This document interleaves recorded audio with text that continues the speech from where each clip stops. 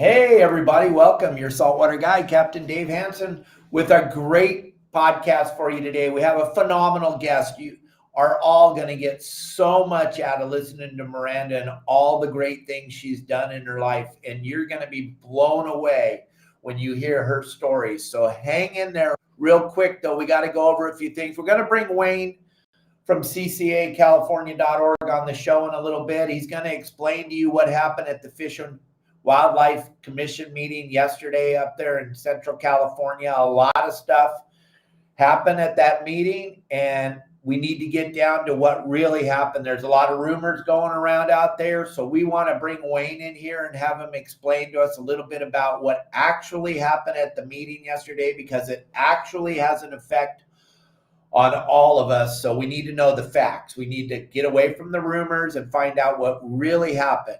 And then next, I want to thank Dave and his family over at Deckhand Sports for always being there for us on Fridays. Big supporter of the Friday shows. And without Deckhand Sports, we wouldn't even be able to do these Friday shows because it takes a lot to do this. So thank you very much, Dave, over there at Deckhand Sports. We'll show you a little video about their bags and all their products in a little bit here as we get rolling along. And Wayne's going to join us whenever he has a chance. He just drove 13 hours from Central California to his house down in San Diego last night. So he's a little tired, but he said he'll be on. So whenever he shows up, that's when we'll bring him onto the show. So you guys want to make sure you don't miss his announcements. But really, we know you're all here to listen to Miranda and her stories and what's going on. So why don't we just bring her in here and get this show started, Elliot? Hi. Hey, welcome to the show, young lady. Thank you for being with us. I'm super excited to hear all about your life and all the fun things you're doing. Oh, man, hang on. It's crazy. It is. It is. When Kelly girl and I, my wife, when we watched what you were doing, we were just blown away how you were making it out there in the jungles of Colombia and all the bugs and all the crazy things that are going on down there. And first of all, though, what I always like to do with my guests when we first bring them on here is, how did you get into this out? Because you're kind of, and I'm not taking anything away from the ladies of the industry. You guys are awesome, and I really appreciate you, but it's kind of been a man's world out here in the fishing industry for such a long time. What made you get into the outdoors, doing all this fun, cool world traveling, fishing, exploration stuff? What got you into that? Yeah, well, I can thank my brothers. I'm the baby. So, naturally, I was my dad's favorite son, right? So instead of tea parties and tiaras, I had I don't know, hogs to go look for and fishing hooks. So just a lot of time outside when I was a young girl, just kind of milling around. And then I got into horses. So I was still outdoors with animals. And then we always fished. My brother, my dad, and I did a lot of kingfish tournaments out of Sarasota when I was tiny. And it was just something that kind of stuck. And so it's just, I don't know. I like it out there. It's pretty. It's pretty outside. Yeah, you got to, in your life so far, you've gotten to go to a lot of really pretty places. But the thing that I find so interesting about you is that you're a charter boat captain, which is very, very rare I'm sorry, and I'm not taking anything away. Don't send me a bunch of hate mail, everybody, but it is very rare in this industry to have a charter boat female taking people out on your boat, you and one or two or three people going out on your boat fishing for the day. That is way different than everybody. I mean, that's kind of a big deal. You're kind of a big deal. Like I told everybody at ICAST, you're kind of a badass. I wouldn't say I'm a badass, maybe crazy, but we're getting there. So actually here in Crystal River, we have a pretty good percentage of the females in the industry here, and we're all equally badass out on the water. I'm gonna be honest with you, there's not one that's really better than other. We all support each other and really kind of push each other forward, and it's a really good community here. So I think that's what really holds you in there sometimes.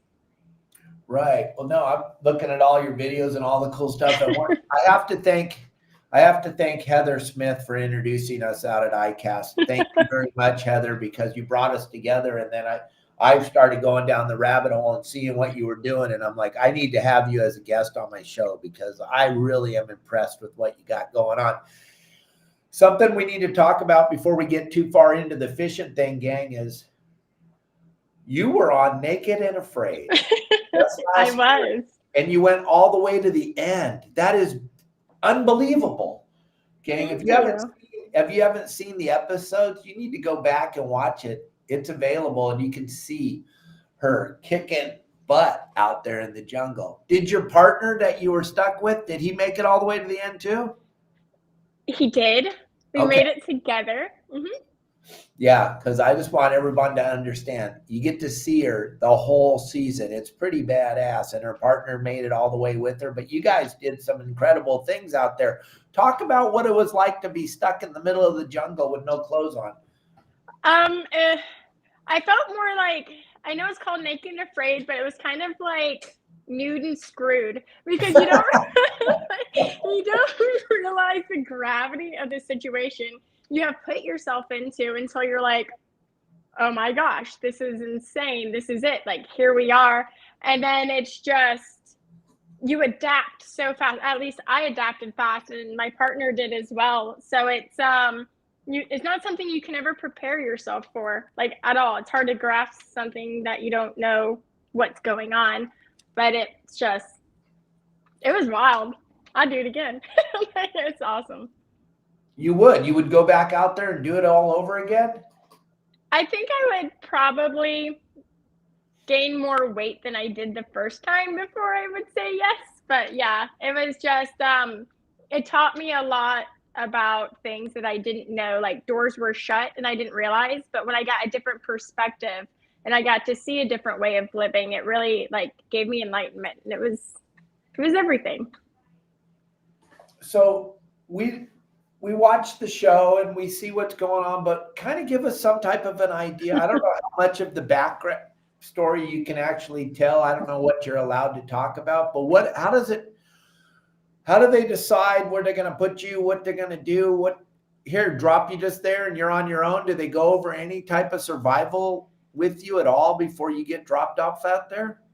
Yeah. Okay. So, you don't really know anything.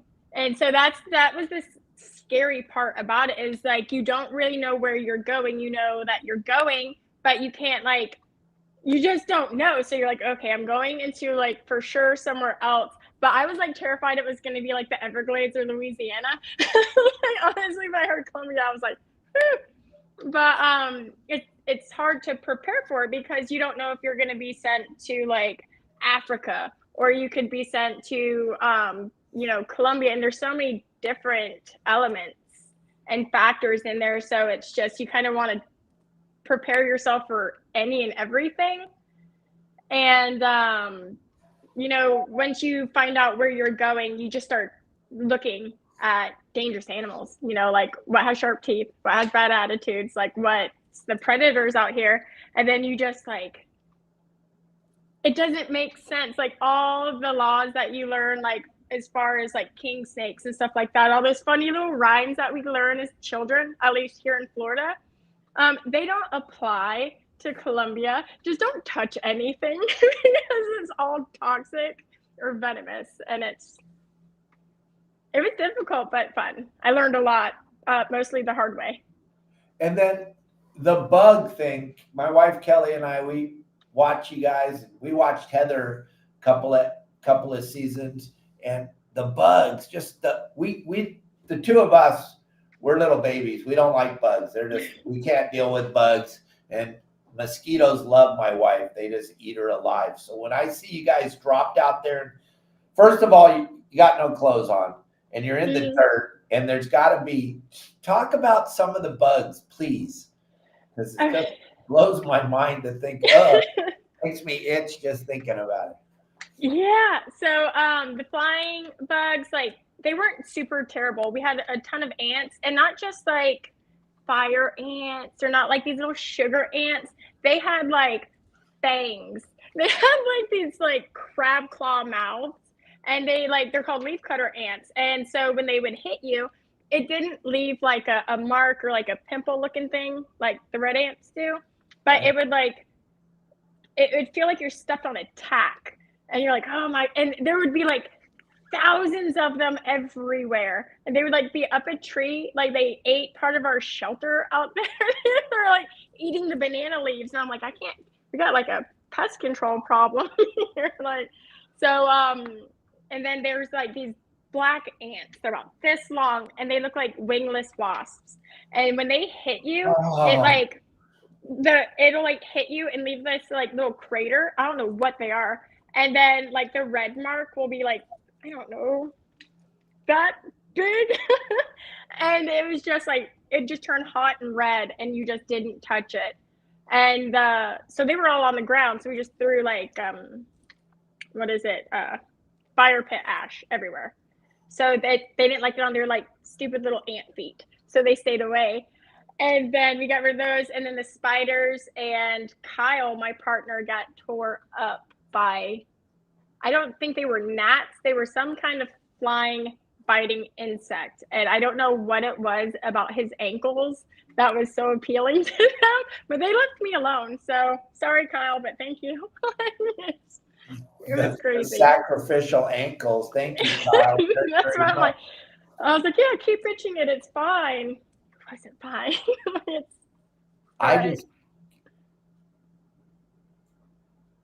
I just can't believe that you would want to go do it again. Look at that. Yeah, they are like the size of hummingbirds out there, but the flying bugs, that wasn't bad. The spiders were absolutely horrible, and they were like bright colored, and they would like crawl around at night, and they would like literally hide anywhere. I had spiders in my hair when I got out, and it was terrifying. Oh, it just looks so miserable. I would be tapped out the first day. I'm sorry, I'm done. Goodbye. No, I'm not doing it again. And you're willing to, what is that? Listen, I don't even know. Like, oh my God. Oh, look at, oh, there are flies that bite too. Yeah, look at your body is covered in bites. Oh Lord. Oh my gosh. Yeah, that's insane. That is absolutely. I need. Oh my gosh! And you want to you if they had called you tomorrow, you'd go do this again? Now that you're watching all the bugs, I'm having like flashbacks.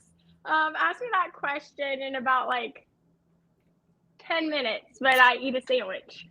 But like now that I'm like have like creature comforts and I'm full and I'm clean, I would do it.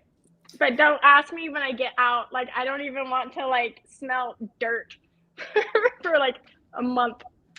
And so we got a lot of people watching right now that have never seen the show. And how long are you out there that you made it all the way to the end? So how many days, how long are you out there with all that? 21 days. Huh? We're out there 21 days, 3 weeks. Oh. Oh, isn't that insane, you guys, to think about that? You volunteered for that. They didn't make you do that. You said, no, this wasn't like a weird court order. Like I did. It was about the experience, and it was just, why not? Well, I'm like young and healthy. I want to be able to go enjoy life and learn, and I have to learn the hard way. So what better way to learn than by like, I don't know, experience, like tossing yourself into it. And then what did your son say about it when they saw their mom getting just mauled by all these bugs?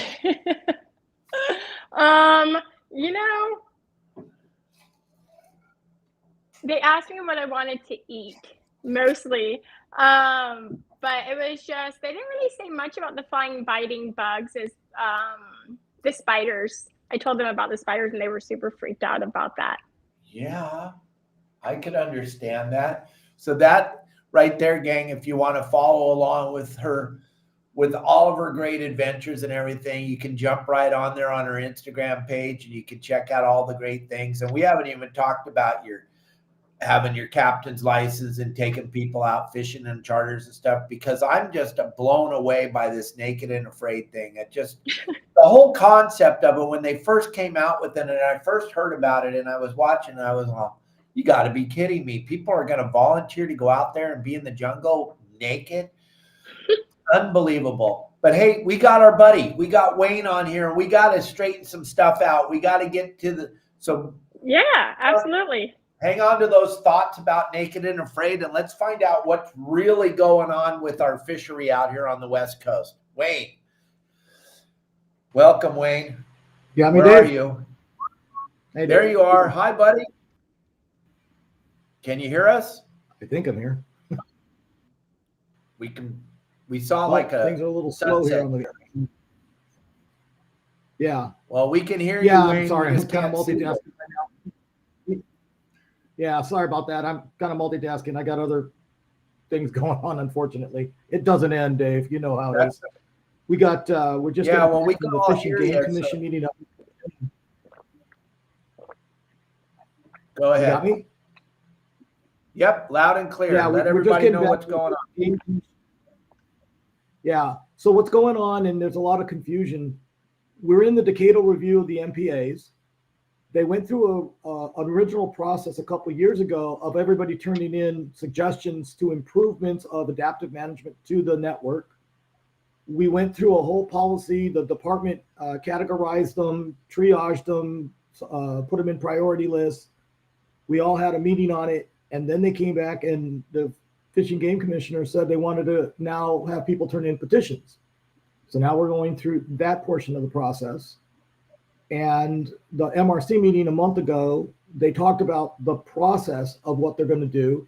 The department took those 20 petitions that had 87, I think, items within those petitions and took those petitions and ranked them in bins of how they think they could handle them. So bin 1, bin 2, and bin 3. Bin 1 are supposed to be the low-hanging fruit that are easier and probably less controversial, depending on how you interpret that, for implementation to the network. But they're not finding that to be necessarily true. And that's what we're at right now. So MRC was all about the binning process.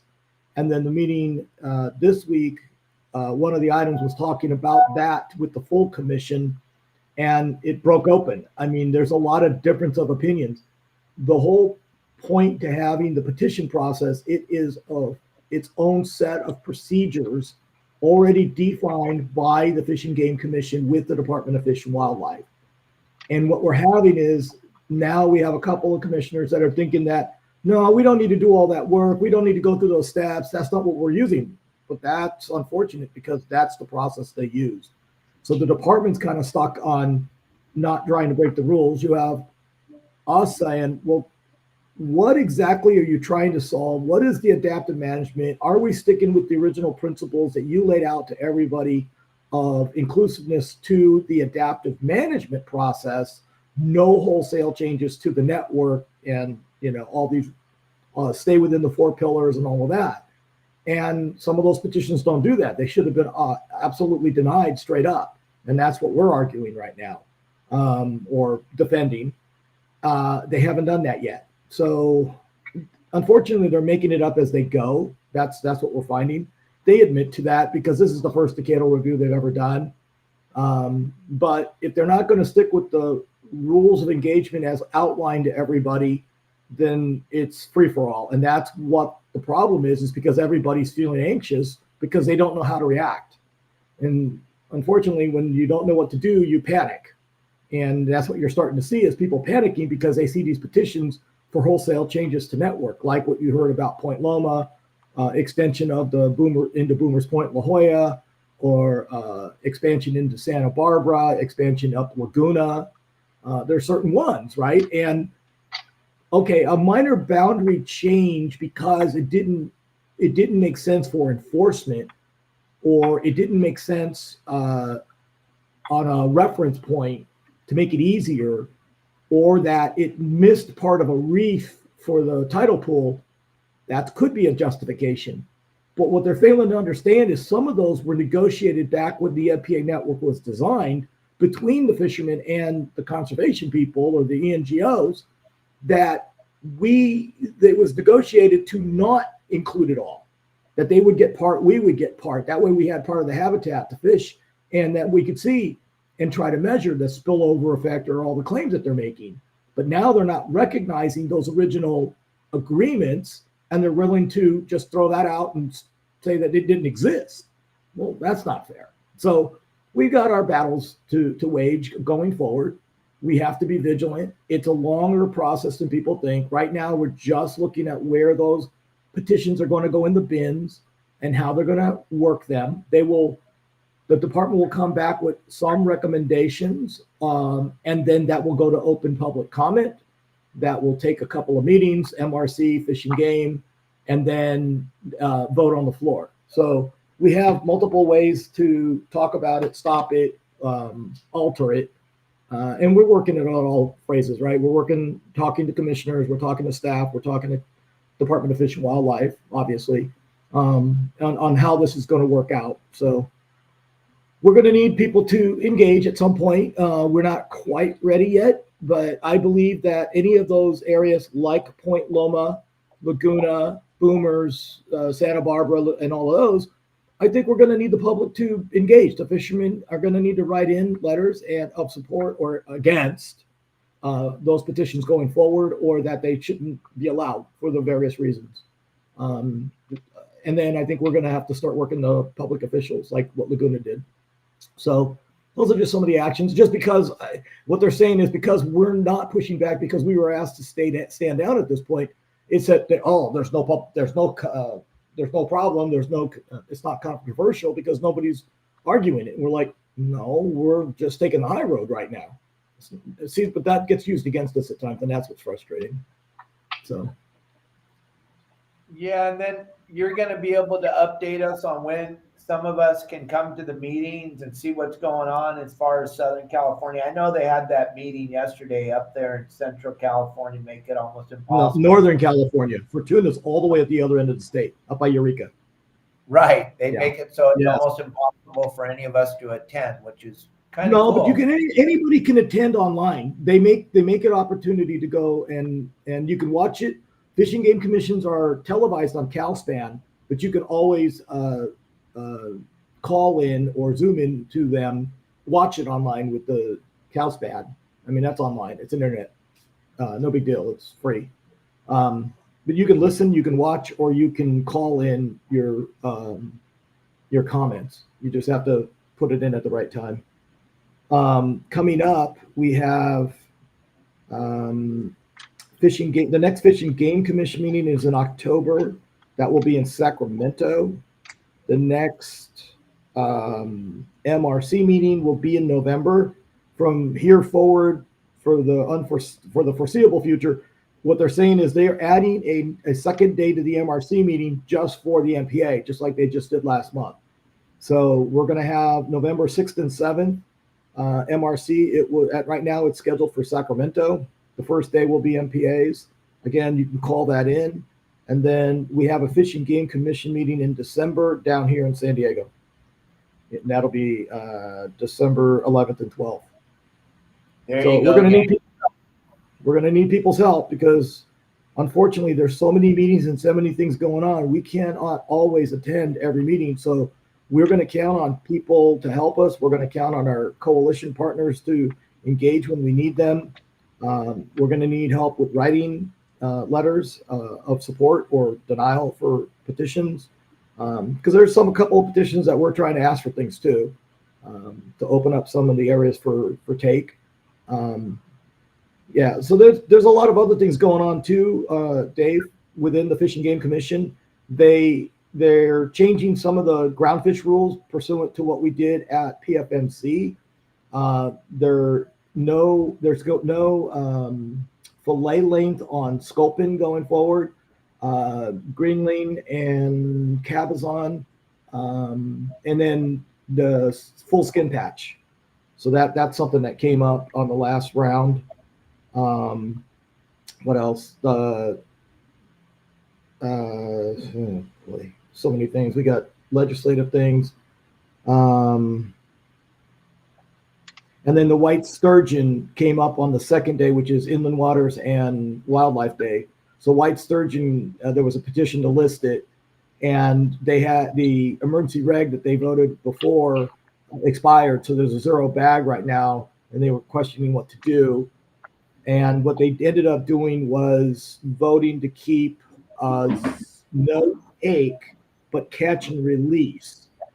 And why that little piece is important is because if we don't have the catch and release part, we can't do the survey work to collect data that's missing that they don't have, which is why we're in this position, right? They don't have a stock assessment. They don't know.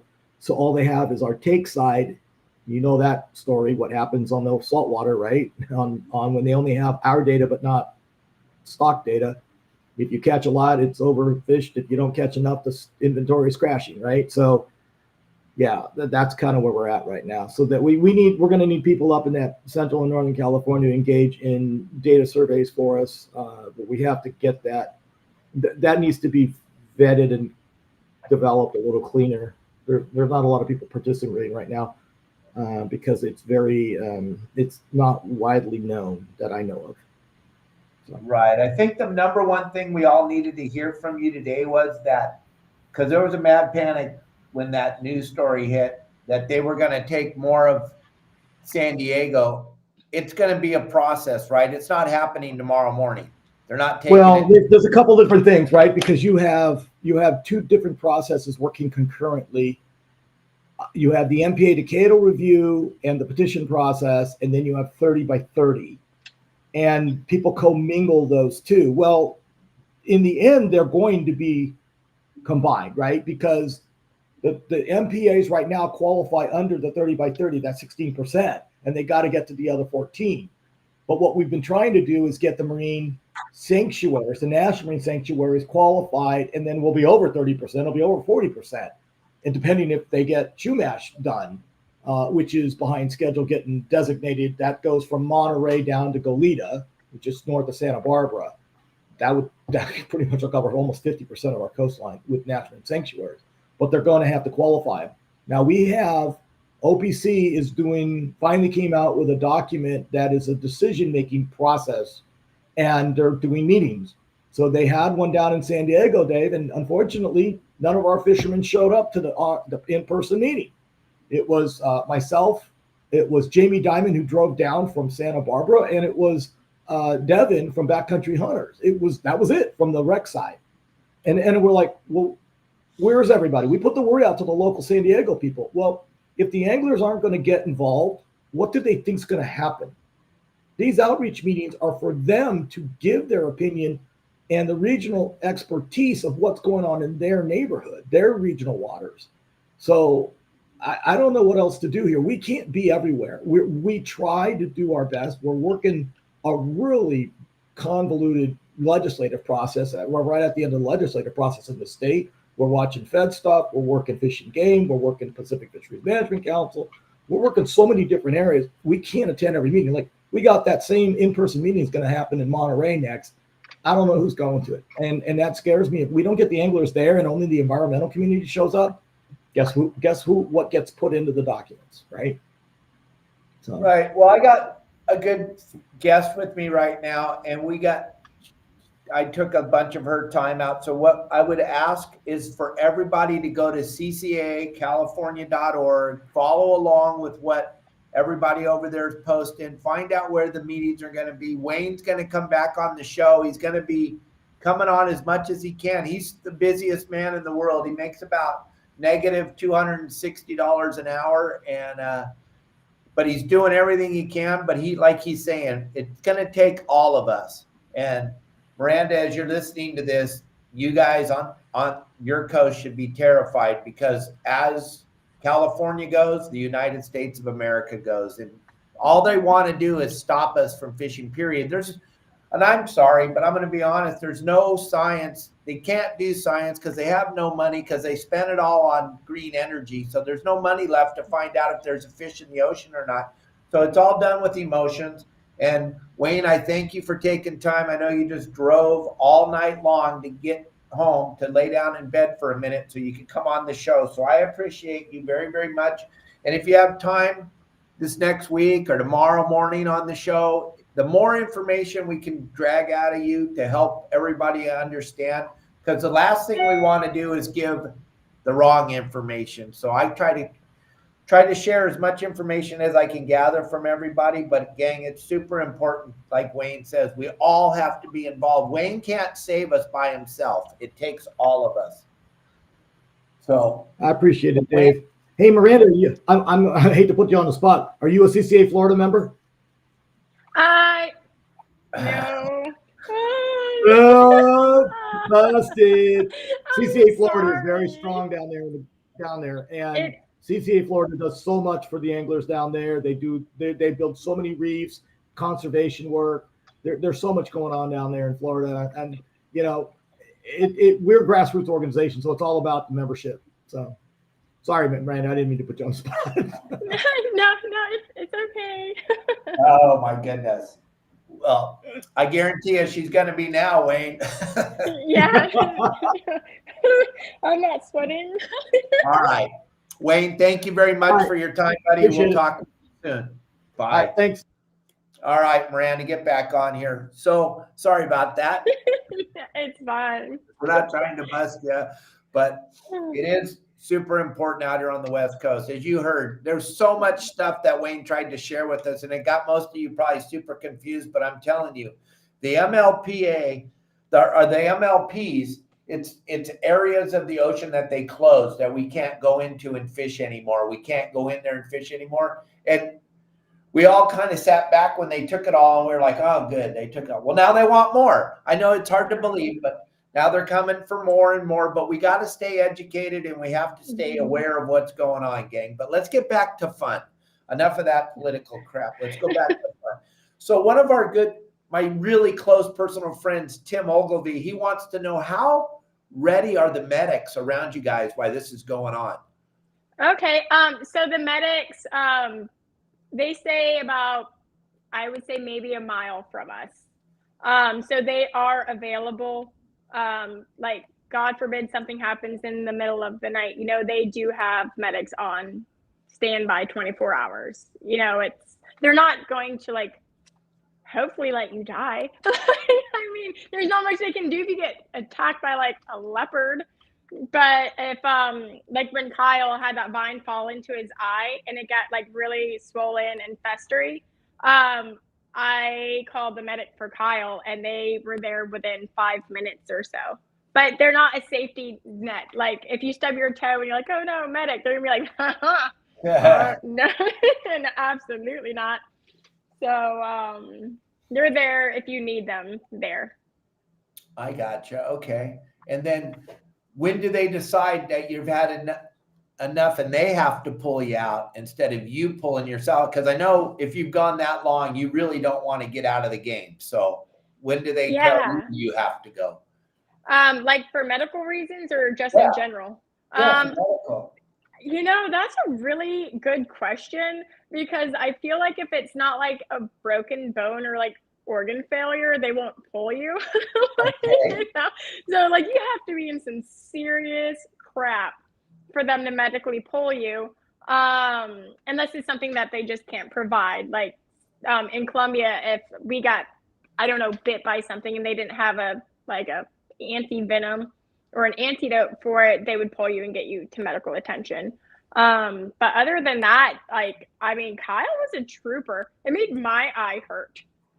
Just Watching that, yeah. it was some of the weirdest stuff that they pulled his eyelid back and cleaned it with a Q-tip, and I'm over here and Kyle's like, is it done? I'm like, just listen, you got to suffer through this. Don't leave me. This is completely me being selfish, but suck it up, buttercup. Oh my God. Oh, all right. Hey, before we jump into, because we're going to leave the naked, and she has so much stuff. That's why I'm telling you guys to go look at her Instagram page and go look at her Facebook, and we'll talk all about that in a minute. Real quick, let me show you this unbelievable kill bag to put your fish into. and then we're going to get into your fishing career. Yeah. Check this out. Any luck, Elliot? There we go.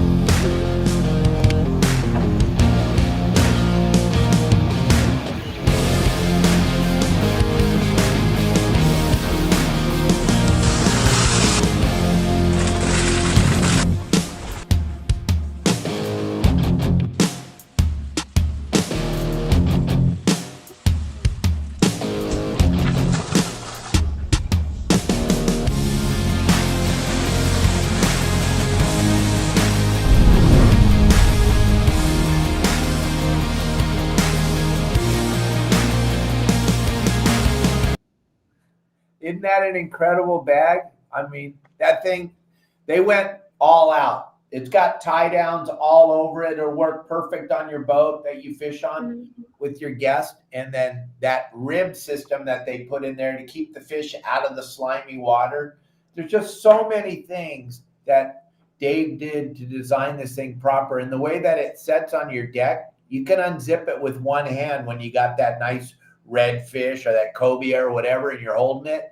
You know how hard it is to unzip those other bags that they make. These bags are easy to unzip with one hand, easy to zip back up. The tie downs are incredible. It's just an absolutely unbelievable product. I think it would look good on the deck of your boat, Miranda. Yeah, I couldn't agree with you more. I think it would look very good on the deck of my boat. So we'll get you in contact with Dave and get that thing on your boat. So let's go fishing with Miranda now, gang. She's got a charter boat business over in Florida. She takes people fishing. Your boat's 21 feet long, and you can take up. Go ahead.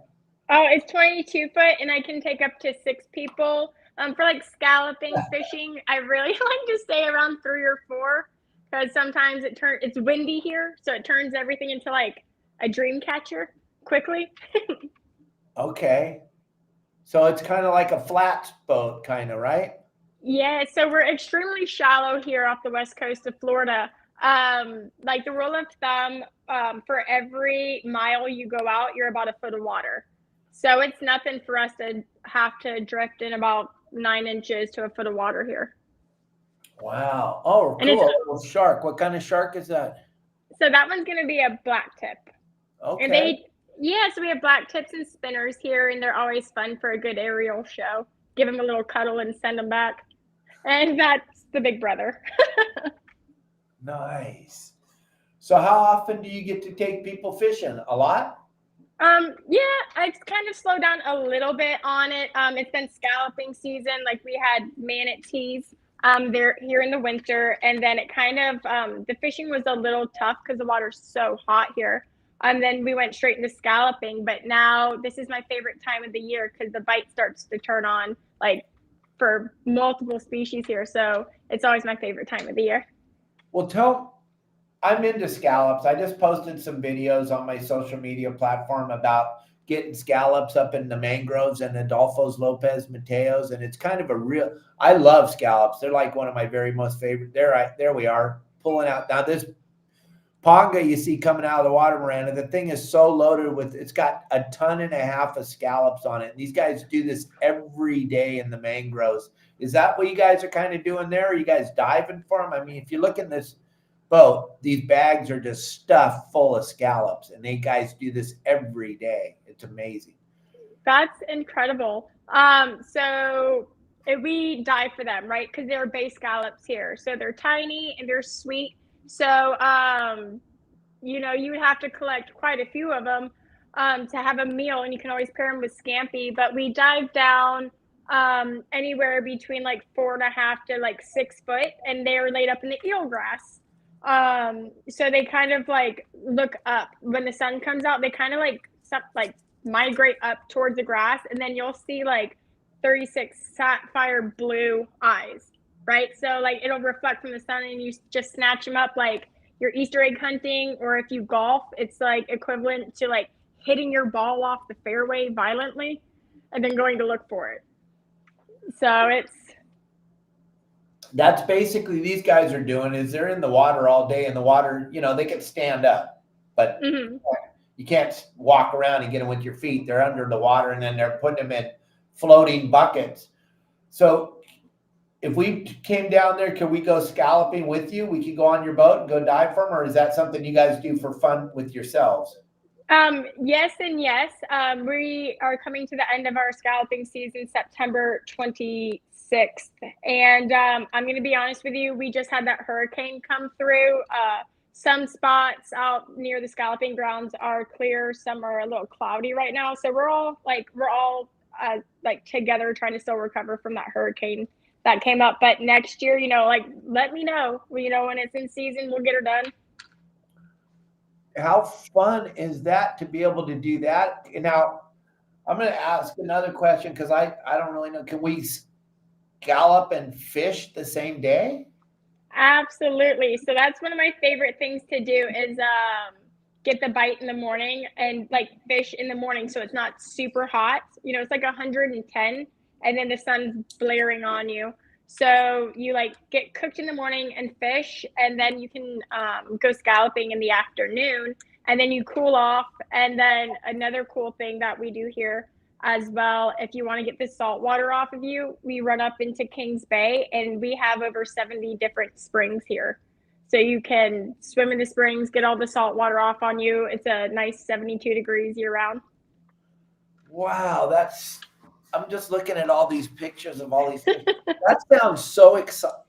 How cool would that be, gang? You go fishing in the morning, then go jump in the water and get your scallops. And Brent, you're asking a question about these scallops. I know what you're talking about. On the West Coast in Southern California, we have rock scallops. They're big and they're attached to the rock, and you have to have a screwdriver or something to get the rock scallops off the rocks. But these are bay scallops. Same ones I had the pictures of showing the guys with the bags full, Brett. They're just in the sand. And Miranda can explain it a little bit better than I can, how you're swimming along with your face pretty much right down there on the sand, looking for them in the sand, right? Mm-hmm. Well, they're not in the sand here. We have eelgrass. So you're having to sift through about 1.5 to 2 foot of eelgrass, and they're kind of at the bottom. So, and then sometimes, they'll crawl up that grass and just it looks like they're breathing with their little scallop mouth. I don't know. And you just reach down there and pluck them. But I've not found them in any kind of sand patches. They're all kind of buried in that eelgrass down lower. Oh, okay. Now, we can swim with manatees when we go with you? You can. So we are we're the only place in the United States that has the permit to be able to swim with the manatees. There you go. There's a bucket list thing. Look at that face. Look at him. Oh my goodness. And you could feed them seaweed? How cool. No, that's my hair. I know. I'm just kidding. I actually have one really tiny dreadlock from that. They are just the funniest creatures. I didn't know much about them, and then I started learning more, and I have to tell you, they are just so goofy. They're one goofy creature, and they're sweet. They're funny looking little guys, aren't they? Mm-hmm. Now, with that fish right there with the stripes, is that a sheep's head? That is a sheep's head. So I remember that day. It was in February, and it's during the spawn, so I'll go offshore, and you get big old sheep's head towards the tail end of February here, and they are such a fun fish to fight. They really are. Oh, and they're good eating too. We have a fish out here on the West Coast called a sheep's head, and I love posting the picture because I have such a giant fan base that I have people on the East Coast and West Coast, and oh my gosh, when I post a picture of our sheep head, the internet goes absolutely bananas telling me that it's not a sheep's head because ours don't look anything like yours do. Yeah. Ours are black and red, or ours are pink, so they're two totally different fish. But what is that? Another sheep's head? No, so that's going to be a juvenile black drum. Because you can tell where the dorsals are. So when they're about that size, they make the perfect sandwich. They're so good. They get too big, they get wormy. You don't want the big ones. Leave them alone with their worms. These ones, delicious. Nice. There's another sheep's head. There you Yep, go. those are the sheepies. Beautiful fish. Fun to catch.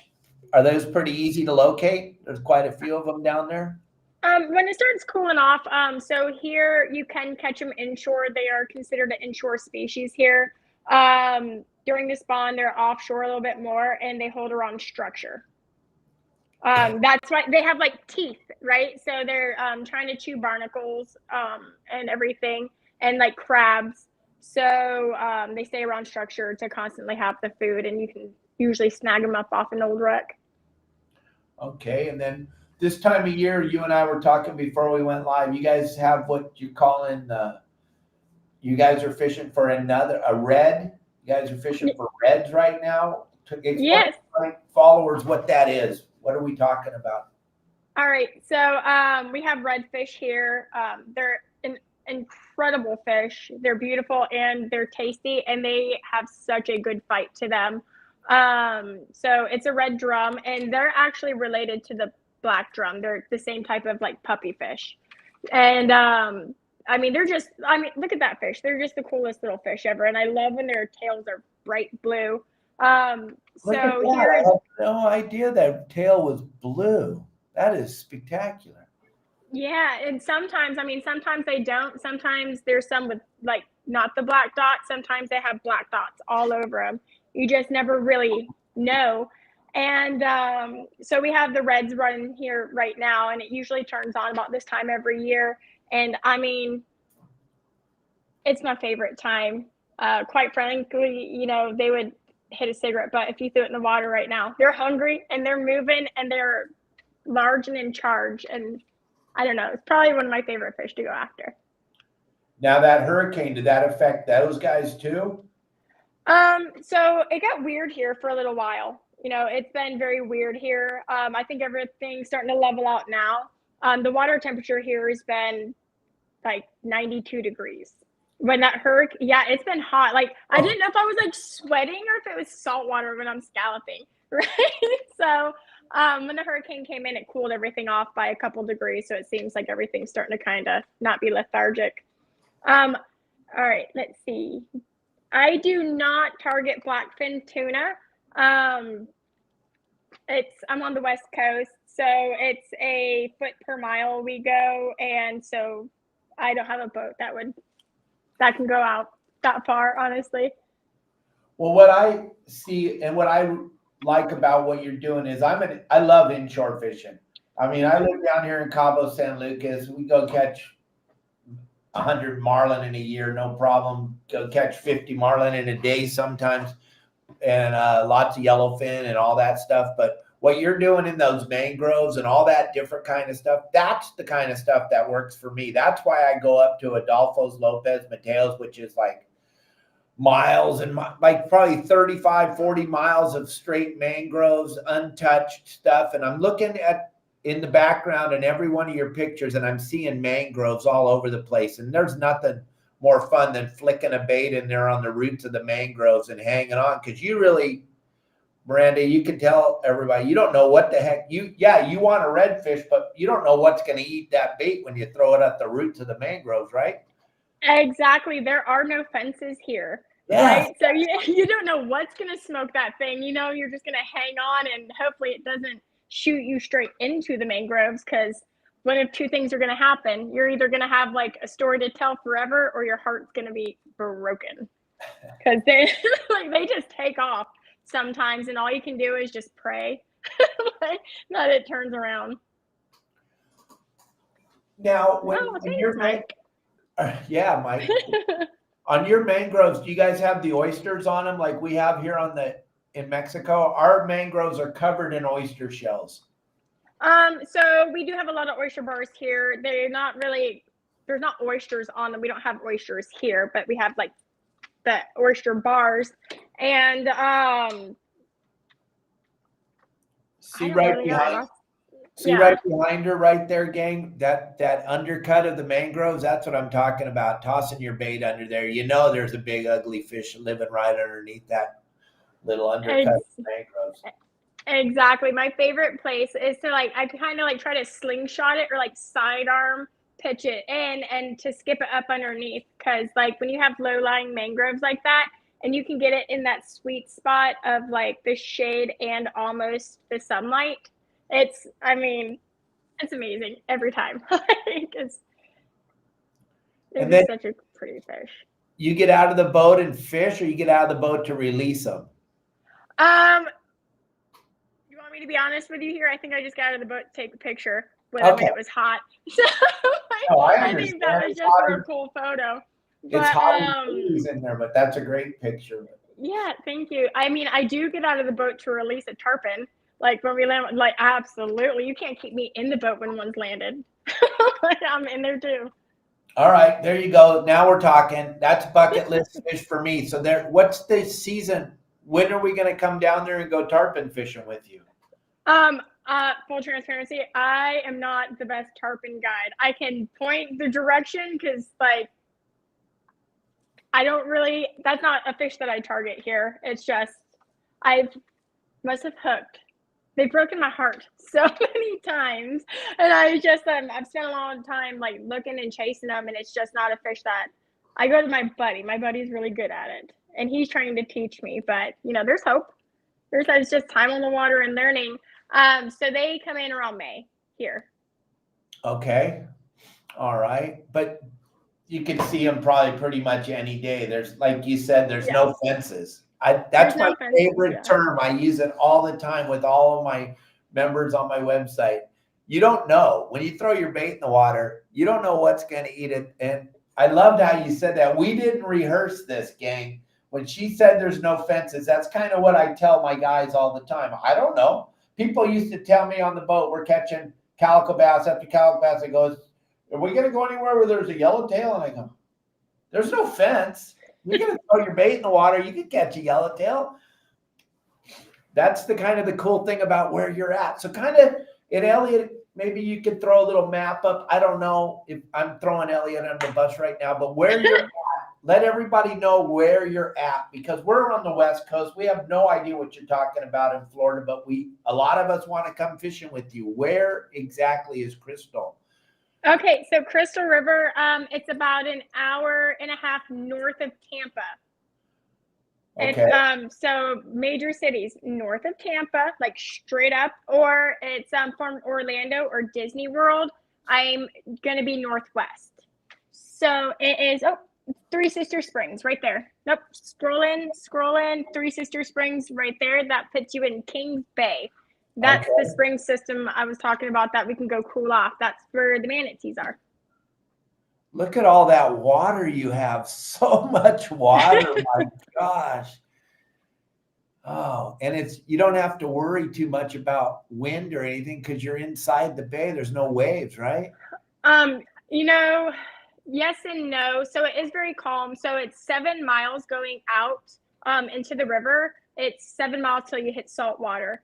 Even though we are inland and it's like fresh and kind of protected, like landlocked almost, with a good breeze coming through, it gets pretty like maybe a 1.5 foot chop, which doesn't sound bad unless you're in like a flats boat. Then it gets scary. Because like, you know how it is when the wind goes, those flats boats, it's like trying to turn a, I don't know, dumpster. Like it's so hard. It's like a big wind sail. So you have to really take an effect of like counter steering. So as far as season goes, it's pretty much year round, or what? We could pretty much find something to do year round if we come and visit you. Yeah, absolutely. There's always a ton of stuff to do here. I mean, we have incredible spring systems here. You know, right there in Kings Bay, there's several of them. We have residential manatees year round here. In the winter, there's about 1,500. Summer months, it's about 60. Fishing, redfish, snook, trout, pretty much year round. And then the cobia and grouper and everything really start chewing. I would say groupers in November, and then the cobia would be early spring into May. And there's a lot of people watching here that have no idea what cobia is, but that's definitely on my bucket list of fish to catch, gang. If you look at these things, they're like a giant monster. They get big too. They get really oh my God. I know one time I caught this cobia. He weighed in at 97 pounds, which like, so I had to carry him under his gills on my back like this. And I'm walking through the parking lot because I want to get like a weight on this fish because I'm like, I feel like I might have broken a record. I don't know. But this fish was as large as I was. It was so massive. But they, you know, they are a pelagic fish. A lot of the times people mistake them for sharks. I mean, they're just a really fun fighting fish all the way around, and they're delicious. Right. And it's just an unbelievable, they're surface fish. Most of the ones I've seen people catching them, but are catching them on the surface. A lot of the shows that I watch, they're like sight fishing these things. Is that kind of what you guys are doing down there?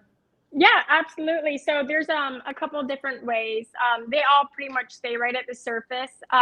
I mean, sometimes when you're red fishing, you catch them as like a bycatch, but like really then it turns into a cobia trip. So, you know, they do hold on structure as well. You can check the grass mats, and they do stay right at the surface. So you throw like a live bait under a popping cork, you know, and they're very nosy fish. They're inquisitive, right? So they're going to come check it out. And as long as you can pull them up off that structure as quick as you can, because they're squirrely. They run, you know. So it's just, they're good fish. They're fun fighting fish.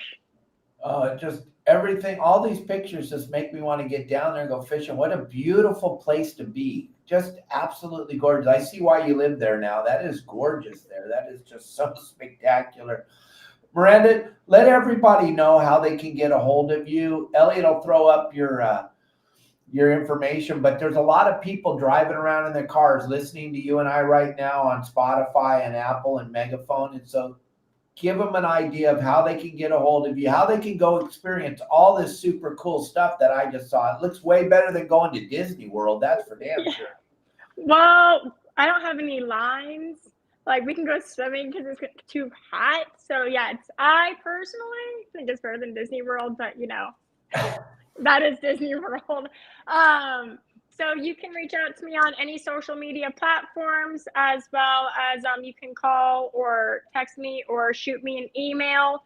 I respond pretty frequently on all of those. So if you're interested or want to come check out the Crystal River area here in Florida, well, there's my email and my phone number, and yeah, don't be a stranger. Reach on out. Yeah, a lot of people though, they're listening. So just go real slow over your email and your phone number for the people that are just listening, driving in their cars, because they're going to try to write this down because people want to come with you. Yeah. Okay. So the phone number is 352-651-3904. That's my line to be able to book a charter or get more information, as well as you can go to write an email at mirandaadamsoutdoors@icloud.com, or you could do mirandaadamsfishing@gmail, and then any social media platform. I'm on all of them. It's capt.miranda, and that's on all platforms. Perfect. And then somebody asked, what about alligators? You got alligators there? Crocodiles? What do you got? Yeah, no, the sharks eat all of them. Oh, good. No, I'm just kidding. We do have alligators. So in the freshwater, because we have the bay and then the 7 miles out. So we do hold alligators here. Most of the time, they're pretty lethargic in that water. It's chillier in the bay area. Now, if you go outside of the bay into like the Withlacoochee or the Rainbow, you know, they're a little bit more like frisky. So bay alligators are docile alligators. And then, yeah, we don't have any crocodiles here or anything like that. It's just gators, turtles, otters. We have a ton of river otters. Do you really? Oh. Yeah, and they're so cute. And I know they're so aggressive, but like I kind of want to pet one, and I shouldn't. But they are the cutest things. Yeah, they are. Kelly and I love watching the otters on YouTube. They're a cool little animal. And another thing about Miranda that you guys don't know, she has a marmoset monkey just like Marley. She does. She has one, but hers is not very nice. Yeah, I can't. Yeah, it's better this way. Hey, Elliot, do you think we should close the show with showing a piece of history of sport fishing? What do you think? You think that's a good idea? Yes, sir. Why don't you, gang, if you haven't seen this, and I was talking to Miranda about it before we went live, you need to see this. You need to watch this 12-part docuseries, The History of Sport Fishing. If you enjoy my podcast and you enjoy all the great guests we bring in, you need to see this 12-part docuseries because it's basically the story of Miranda and I's life. And you got to watch this. Here, let's show them a little excerpt from this. Then we'll throw the QR code up. We'll come back and say goodbye.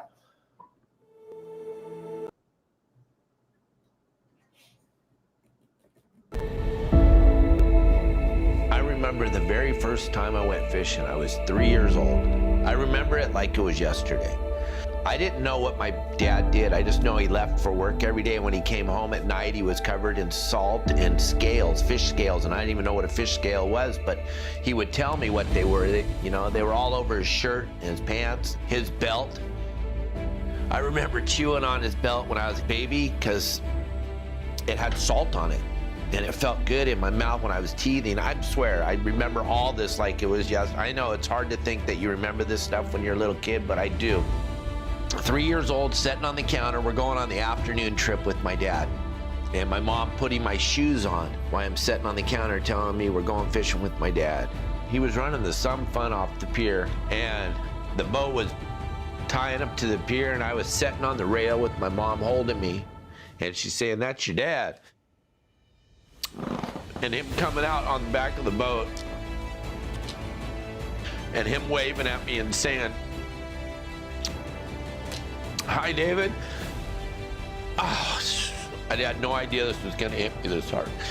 But yeah, I'm 60 years old and I remember it like it was right now. And then we went to go down the ramp and get on the boat.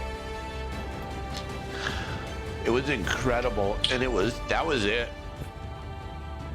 I knew what I wanted to do for the rest of my life. I wanted to fish.